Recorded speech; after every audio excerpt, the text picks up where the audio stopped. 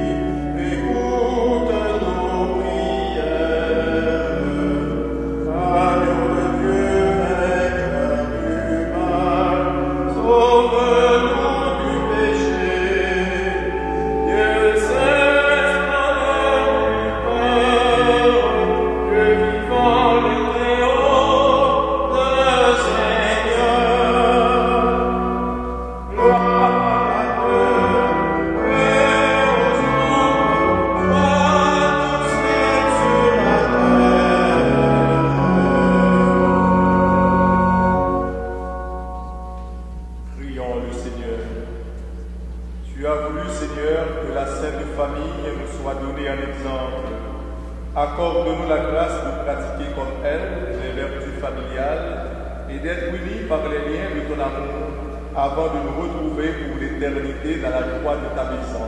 Par Jésus-Christ, ton Fils, notre Sauveur et notre Dieu, lui qui est vivant et qui est roi, Dieu pour les siècles des siècles.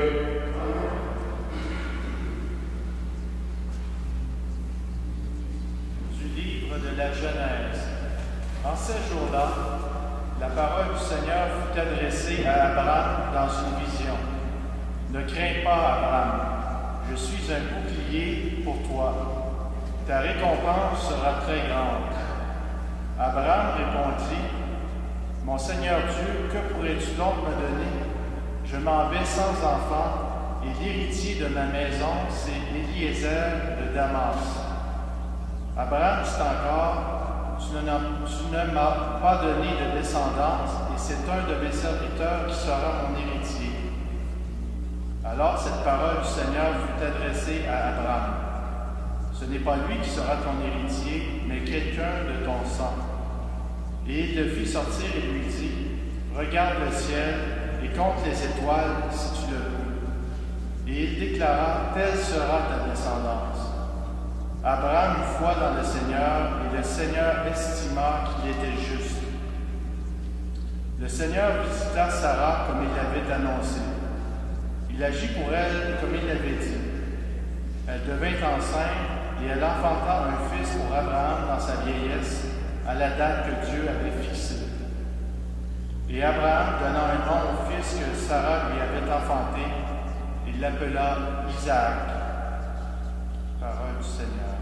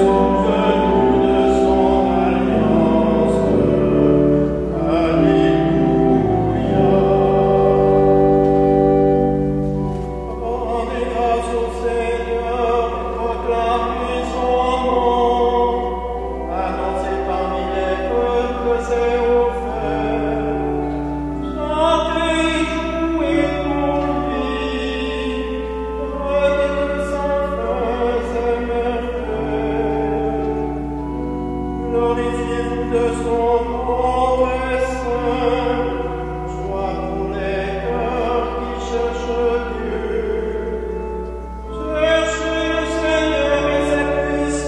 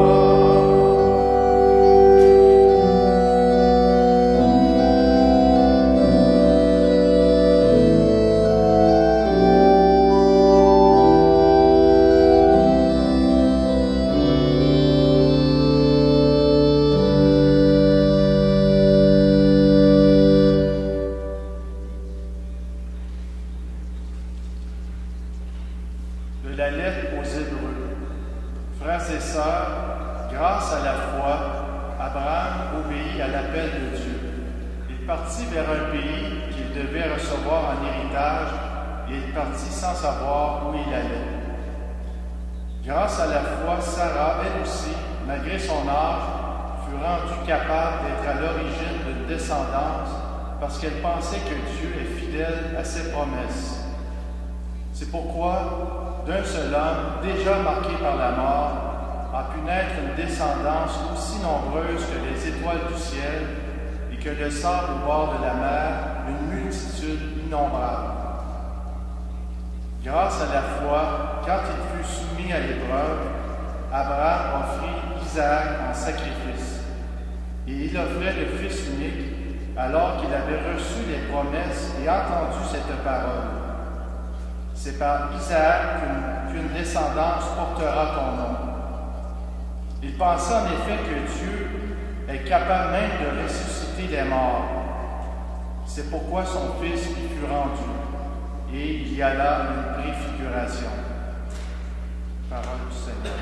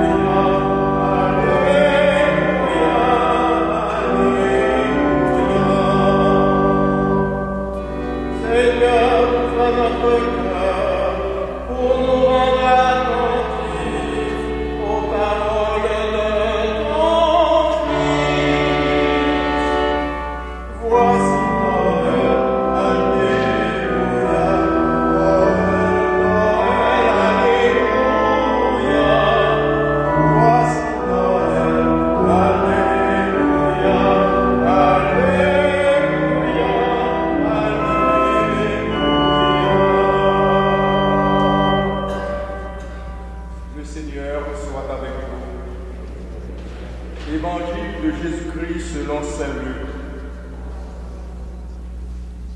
Quand fut accompli le temps prescrit par la loi de Moïse pour la purification, les parents de Jésus l'amenèrent à Jérusalem pour le présenter au Seigneur, selon ce qui est écrit dans la loi. Tout premier-né de sexe masculin sera consacré au Seigneur. Il venait aussi offrir le sacrifice prescrit par la loi du Seigneur, un couple de tourterelles ou 2 petites colombes. Or, il y avait à Jérusalem un homme appelé Siméon. C'était un homme juste et religieux qui attendait la consolation d'Israël et l'Esprit Saint était sur lui. Il avait reçu de l'Esprit Saint l'annonce qu'il ne verrait pas la mort avant d'avoir vu le Christ, le Messie du Seigneur. Sous l'action de l'Esprit, Siméon vint au temple. Au moment où les parents présentaient l'enfant Jésus pour se conformer au rite de la loi qui le concernait, Siméon reçut l'enfant dans ses bras et il bénit Dieu en disant : « Maintenant, ô Maître souverain, tu peux laisser ton serviteur s'en aller en paix selon ta parole. Car mes yeux ont vu le salut que tu préparais à la face des peuples, lumière qui se révèle aux nations et donne gloire à ton peuple Israël. » Le père et la mère de l'enfant s'étonnaient de ce qui était dit de lui. Siméon les bénit, puis il dit à Marie sa mère : « Voici que cet enfant provoquera la chute et le relèvement de beaucoup en Israël. Il sera un signe de contradiction. Et toi, ton âme sera traversée de glaive. Ainsi seront dévoilées les pensées qui viennent du cœur d'un grand nombre. » Il y avait aussi une femme prophète, Anne, fille de Phanuel, de la tribu d'Azer. Elle était très avancée en âge. Après 7 ans de mariage, demeurée veuve, elle était arrivée à l'âge de 84 ans. Elle ne s'éloignait pas du temple, servant Dieu jour et nuit dans le jeûne et la prière.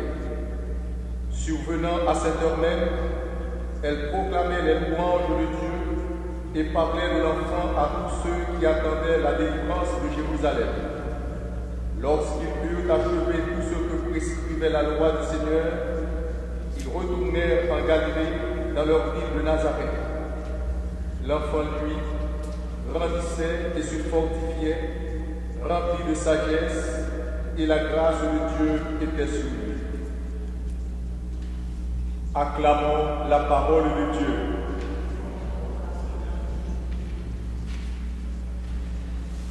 En ce jour où nous célébrons la fête de la Sainte Famille, la figure d'Abraham a des poids impressionnés. Ce n'est pas sans raison que la tradition lui a donné le titre de père des croyants, car sa vie familiale est marquée par l'épreuve. Non seulement il ne peut pas avoir d'enfants, mais plus encore les promesses de Dieu.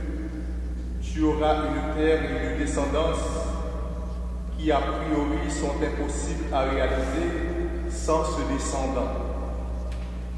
Quand enfin vient l'enfant, si longtemps attendu, Isaac, voici qu'Abraham juge être de son devoir de l'offrir en sacrifice. Le refrain de la lettre aux Hébreux montre bien le cœur de l'attitude d'Abraham. Grâce à la foi, l'enfant tant attendu deviendra pour lui l'enfant qui risque, pour être ensuite l'enfant rendu fils de la promesse plus que jamais. Isaac est prophétie de Jésus lui-même. Le Fils unique mis à mort est rendu à la vie par la résurrection. Comme Abraham et Sarah, Joseph et Marie ont été affrontés à l'épreuve de la confiance. Comment cela se fera-t-il? Demande Marie à l'ange. Ton fils provoquera la chute et le relèvement de beaucoup en Israël. Il sera un signe de division, et toi-même ton cœur sera transpercé par une épée, dit Siméon. La note dramatique de cette prophétie ne doit pourtant pas masquer la joie de la rencontre du Messie reconnu et confessé dans ce visage du nouveau-né. Mes yeux ont vu le salut que tu as préparé à la face des peuples. Tout est donné, y compris l'appel adressé à tous les peuples du monde pour entendre l'Évangile et vivre de la foi comme Abraham, père d'une multitude. Mais aussi comme Marie, la femme du oui, la femme de la foi, la femme forte et active, qui dès le départ accepte les joies et les épreuves de son choix. Comme Joseph enfin, l'homme juste, ajusté à la volonté de Dieu, qui assure avec dignité, confiance et autorité la mission envers sa jeune épouse et envers le Fils de Dieu à qui il donne un nom qu'il inscrit dans une lignée humaine. La foi et la confiance, même dans les jours d'obscurité, telle est la caractéristique de la famille d'Abraham. Telle est aussi celle de la famille de Nazareth. Nos familles d'aujourd'hui sont prises à bien des turbulences, mais aussi elles sont provoquées à la foi et à la confiance. Pour cela, elles ne peuvent se passer de cette source de grâce qui sont la prière. La confiance est nécessaire pour vivre avec les autres. Il y a une confiance naturelle qui est enchaînée avec notre vie et celle des autres. Personne ne prend le temps de demander à son médecin son diplôme ou au pilote sa qualification avant de monter à bord, puisque nous avons confiance non seulement en eux-mêmes, mais nous avons aussi confiance dans l'autorité qui leur a délivré le diplôme de médecine ou bien le brevet de pilote. Il y a aussi la confiance qui s'acquiert avec le temps. On a d'abord confiance en soi-même, et ceci dès notre temps de l'enfance. Le petit enfant, il apprend à avoir confiance en lui-même. D'abord, en commençant à se tenir debout. Il tombe, il se relève, il tombe encore, et peu à peu, il se tient debout. et totalement, il a confiance en lui-même, il apprend à se mettre debout, à marcher avec fermeté jusqu'à la vieillesse où il va recommencer à tituler. Il y a la confiance dans les autres aussi. Et cette confiance dans les autres se traduit par des preuves. On acquiert cette confiance en fonction de son caractère, en fonction de sa personnalité, ou tout simplement en fonction de notre affinité avec les autres. Par contre, plus la confiance est forte, plus l'amitié se développe. Et naturellement, moins la confiance est établie, moins l'amitié ou les relations se perpétuent. Et quand cette confiance est perdue, on dit qu'il s'agit d'une trahison. Et devant la trahison, la confiance devient extrêmement fragile. Et une fois brisée, elle est comme un œuf, elle est irréparable. Quand les liens de confiance sont brisés entre des amis ou des collègues, il est très difficile, voire impossible, de les rétablir. C'est pourquoi on dit toujours, avant de faire trop de confiance aux autres, il faut prendre du temps pour mieux les connaître et mieux préparer le terrain avant d'y mettre le pied. Nous avons confiance en notre Dieu. Nous savons qu'il est avec nous et il sera toujours avec nous.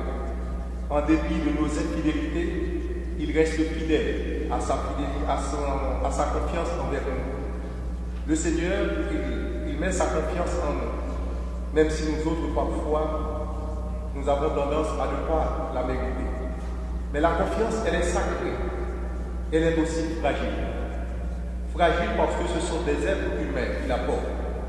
Mais elle est sacrée parce que Dieu a confiance en chacun de nous. Et c'est pourquoi nous avons le devoir de combattre cette fragilité pour pouvoir mériter la confiance que le Seigneur et les autres nous ont mis en nous. Prions donc et demandons à Dieu de continuer à avoir confiance en nous. Et nous autres, de développer la foi, de nourrir cette foi que nous avons pour que notre relation avec Dieu soit une relation filiale, une relation de père avec le fils, de père avec la fille. Amen. Et maintenant, si vous voulez bien vous mettre debout, nous allons confesser ensemble notre foi. Je crois en Dieu, le Père Tout-Puissant, Créateur du ciel et de la terre, et en Jésus-Christ, son Fils unique, notre Seigneur, qui a été conçu du Saint-Esprit, est né de la Vierge Marie, a souffert sous Ponce Pilate, a été crucifié, est mort et a été enseveli, est descendu aux enfers, le troisième jour est ressuscité des morts, est monté aux cieux, est assis à la droite de Dieu le Père Tout-Puissant, d'où il viendra juger les vivants et les morts. Je crois à l'Esprit Saint, à la Sainte Église catholique, à la communion des saints, à la rémission des péchés, à la résurrection de la chair, à la vie éternelle. Amen. Dieu a voulu que l'être humain grandisse et s'accomplisse au sein d'une famille. Prions le Père de tous les habitants de notre terre et confions-lui nos demandes les plus chères. Après chaque intention, nous répondrons, « Toi, notre Père, nous te prions. » Toi, notre Père, nous te prions. Pour les familles unies qui connaissent la joie de vivre ensemble, qu'elles sachent accueillir les personnes seules et isolées de leurs proches, prions le Seigneur. Toi, notre Père, nous te prions. Pour les familles en difficulté qui risquent les divisions, qu'elles trouvent sur leur chemin des guides éclairés et réconfortants, prions le Seigneur. Toi, notre Père, nous te prions. Pour les responsables de nos gouvernements, qu'ils adoptent une politique sociale favorisant et protégeant la vie familiale, nous te prions. Toi, notre Père, nous te prions. Pour les laïcs et les religieux regroupés en familles spirituelles, qu'ils s'inspirent de la Sainte Famille pour s'unir avec Marie et Joseph autour de la personne de Jésus, le Christ, prions le Seigneur. Toi, notre Père, nous te prions. Pour notre Assemblée, que nous trouvions dans la famille de l'Église la foi et l'amour dont nous avons besoin pour remplir notre mission dans le monde. Prions le Seigneur. Toi, notre Père, nous te prions. Seigneur, toi le Dieu et Père de tous, écoute les prières que nous t'adressons pour le bien de ton Église et de toute la grande famille humaine. Nous te le demandons par Jésus ton Fils, notre Seigneur. Amen.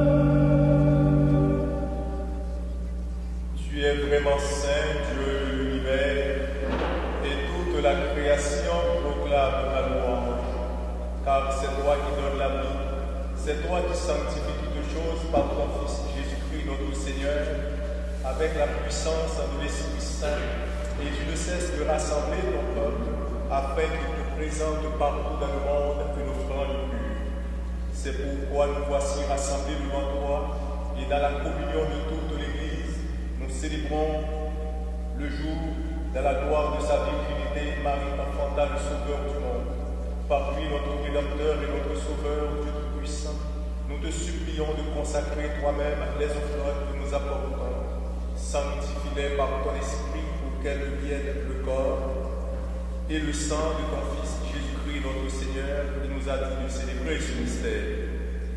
La nuit même où il fut livré, il prit le pain. En te rendant grâce, il le bénit, le rompit et le donna à ses disciples en disant: Prenez et mangez-en tous, ceci est mon corps livré pour vous.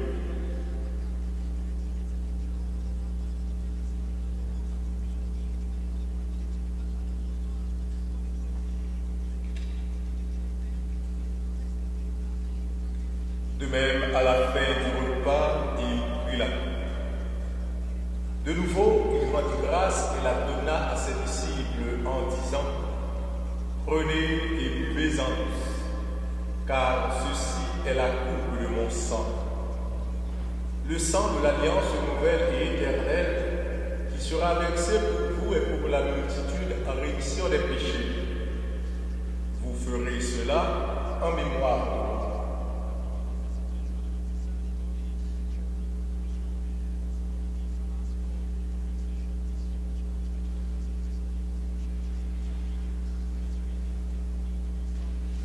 Il est grand le mystère de la foi.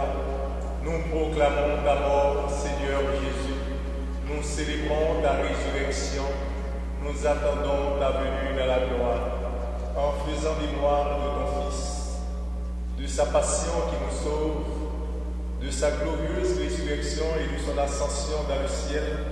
Alors que nous attendons son dernier avènement, nous présentons cette offrande vivante et sainte pour te rendre grâce. Regarde, Seigneur, le sacrifice de ton Église et d'aide y reconnaître celui de ton Fils qui nous a rétablis dans ton alliance, quand nous serons nourris de son corps et de son sang et remplis de l'Esprit Saint. Accorde-nous d'être un seul corps et un seul esprit dans le Christ. Que l'Esprit Saint fasse de nous une éternelle offrande à ta gloire, pour que nous obtenions un jour les biens du monde à venir, auprès de la Vierge Marie, la bienheureuse Mère de Dieu, avec Saint Joseph son époux, avec les apôtres, les martyrs et tous les saints qui ne cessent d'intercéder pour nous. Et maintenant, nous te supplions, Seigneur, par le sacrifice qui nous réconcilie avec toi, et dans le monde entier le salut et la paix, affermis la foi et la charité de ton Église au long de son chemin sur la terre. Veille sur ton serviteur, le pape François, notre archevêque chrétien, l'ensemble des évêques, les prêtres, les diacres et tout le peuple des rachetés. Écoute les prières de ta famille assemblée devant toi et ramène à toi, Père très aimant, tous tes enfants dispersés. Pour nos sœurs et nos frères défunts, pour les hommes et les femmes qui ont quitté ce monde et dont tu connais la droiture, nous te prions. Reçois-les dans ton royaume, où nous espérons être comblés de ta gloire, tous ensemble et pour l'éternité, par le Christ notre Seigneur, par qui tu donnes au monde toute grâce et tout bien. Par lui, avec lui et en lui, à toi, Dieu le Père Tout-Puissant, dans l'unité du Saint-Esprit, tout honneur et toute gloire pour les siècles des siècles. Unis dans le même esprit, nous pouvons dire avec confiance la prière que nous avons reçue du Sauveur. Notre Père qui es aux cieux, que ton nom soit sanctifié, que ton règne vienne, que ta volonté soit faite sur la terre comme au ciel. Donne-nous aujourd'hui notre pain de ce jour. Pardonne-nous nos offenses comme nous pardonnons aussi à ceux qui nous ont offensés. Et ne nous laisse pas entrer en tentation, mais délivre-nous du mal. Délivre-nous de tout mal, Seigneur, et donne la paix à notre temps. Par ta miséricorde, libère-nous du péché. Rassure-nous devant les épreuves en cette vie, où nous espérons le bonheur que tu promets et l'avènement de Jésus-Christ, notre Sauveur.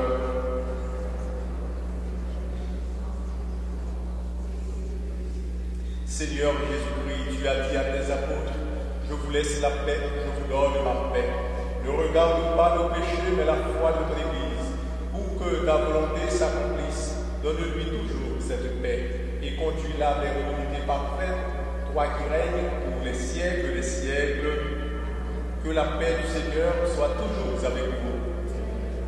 Dans la charité du Christ, échangez un signe de paix.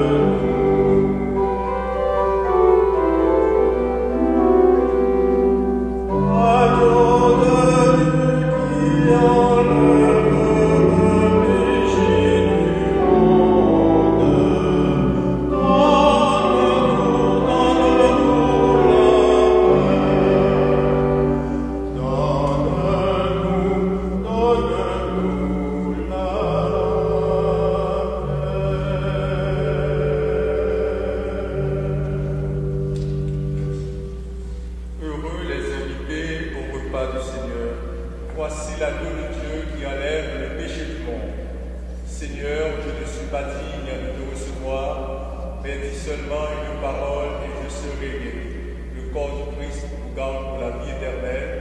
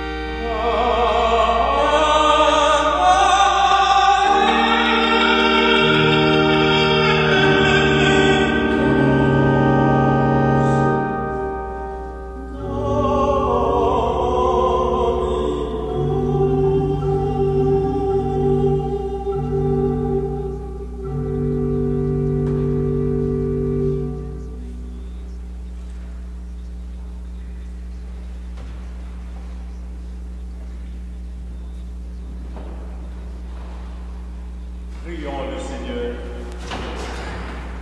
Toi qui nous as fortifiés par cette communion, accorde à nos familles, Père très aimant, la grâce d'imiter la famille de ton Fils et de goûter avec elle, après les difficultés de cette vie, le bonheur sans fin. Par Jésus-Christ, ton Fils, notre Seigneur et notre Dieu, qui règne avec toi et le Saint-Esprit, maintenant et pour les siècles des siècles. La messe du 1er janvier aura lieu à 10h et non pas à 11h comme c'est écrit dans le feuillet par passé. Le Seigneur soit avec vous.